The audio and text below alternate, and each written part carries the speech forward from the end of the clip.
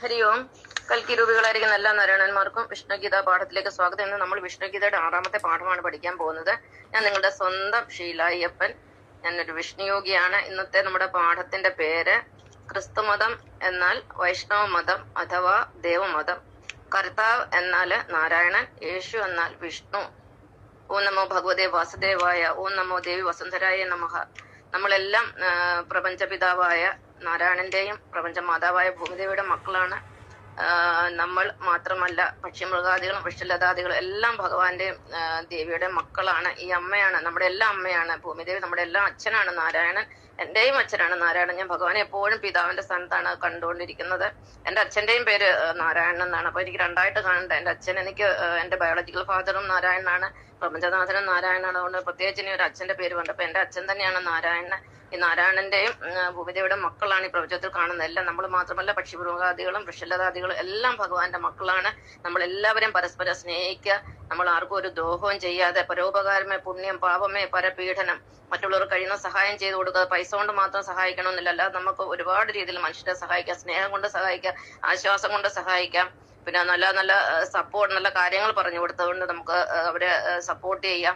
പിന്നെ നമ്മൾ ആരുടെയെങ്കിലും നല്ല പോസ്റ്റുകളൊക്കെ കണ്ടു കഴിഞ്ഞാൽ അത് ഒരു പോസിറ്റീവായിട്ട് എടുത്തുകൊണ്ട് അവർക്ക് നല്ലൊരു കമന്റ് ഒക്കെ കൊടുത്തുകൊണ്ട് നമുക്ക് അവരെ സപ്പോർട്ട് ചെയ്യാം, നമ്മളെ അവരെ പ്രോത്സാഹനം കൊടുക്കാം. അപ്പൊ എന്തെല്ലാം കാര്യത്തിൽ നമുക്ക് പിന്നെ മറ്റുള്ളവരെ സപ്പോർട്ട് ചെയ്യാൻ പറ്റും. പൈസ കൊണ്ട് മാത്രമേ സപ്പോർട്ട് ചെയ്യാൻ പറ്റുള്ളൂ അല്ലല്ലോ. അപ്പം നമ്മൾ എല്ലാം പരസ്പരം ആത്മ സഹോദരി സഹോദരന്മാരാണ്. നമ്മൾ സ്നേഹിക്കുക, നമ്മൾ മറ്റുള്ളവരെ എന്താ പറയുക, സഹായിക്കുക. അതുപോലെ തന്നെ നമ്മൾ ഒരിക്കലും മറ്റുള്ളവരെ പീഡിപ്പിക്കാൻ ശ്രമിക്കരുത്. മറ്റുള്ളവർക്ക് വേദന ഉണ്ടാകുന്ന ഒരു പ്രവൃത്തിയും നമ്മൾ ചെയ്യാതിരിക്കാൻ ശ്രദ്ധിക്കുക. നമ്മളെല്ലാം ഒരു വിശ്വകുടുംബം എന്ന് പറഞ്ഞാല്, വിശ്വം എന്ന് പറഞ്ഞ ഈ തറവാട്ടിലെ അംഗങ്ങളാണ്. വിശ്വം, പ്രപഞ്ചം എന്ന് പറയുന്നത് നമ്മുടെ വീടാണ്. ഇതിലെ ഓരോ അംഗങ്ങളാണ് ഇവിടുത്തെ ഓരോ ചരാചരങ്ങൾ. ഈ ഓർമ്മ നമുക്ക് എപ്പോഴും ഉണ്ടാവണം. അപ്പൊ ഇന്ന് നമ്മൾ പഠിക്കാൻ പോകുന്ന പാഠം എന്ന് പറയുന്നത് വൈഷ്ണവ സിദ്ധാന്തമാണ്. അതായത് ക്രിസ്തുമതം എന്ന് പറയുന്നത് വൈഷ്ണവ മതം അതോ ദേവമതമാണ്. പിന്നെ യേശുക്രിസ്തു എന്ന് പറയുന്ന വിഷ്ണുവാണ്. കർത്താവ് എന്ന് പറയുന്ന നാരായണനാണ്. അപ്പൊ നമ്മൾ ഇതിനകത്ത് പ്രധാനപ്പെട്ട പോയിന്റുകൾ, ഏകദേശം ഒരു 13 പോയിന്റുകളാണ് എനിക്ക് ഭഗവാൻ കാണിച്ചു തന്നിരിക്കുന്നത്.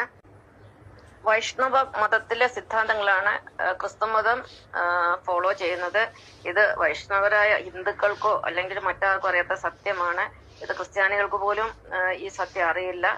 ഇത്രയും 2025 വർഷമായി കർത്താവായ യേശുക്രിസ്തു ഇവിടെ ജന്മം എടുത്തിട്ട് ഇവർ വൈഷ്ണവരാണെന്നുള്ള സത്യം ഇവർക്ക് ആർക്കും അറിയില്ല. അതാണ് ഞാൻ പറയാൻ പോകുന്നത്. അപ്പം വൈഷ്ണവ സിദ്ധാന്തം എന്താണെന്ന് നോക്കാം. ഒന്നാമത്തേത്, വൈഷ്ണവ സിദ്ധാന്തത്തിൽ ആദ്യത്തെ പോയിന്റ് എന്ന് പറഞ്ഞാൽ സ്നേഹമാണ്. സ്നേഹത്തിന് നമ്മൾ പ്രേമം എന്ന് പറയും. എല്ലാവരും സ്നേഹിക്കുക, ഒന്നും പ്രതീക്ഷിക്കാൻ നമ്മൾ സ്നേഹിക്കുക എന്നുള്ളതാണ്.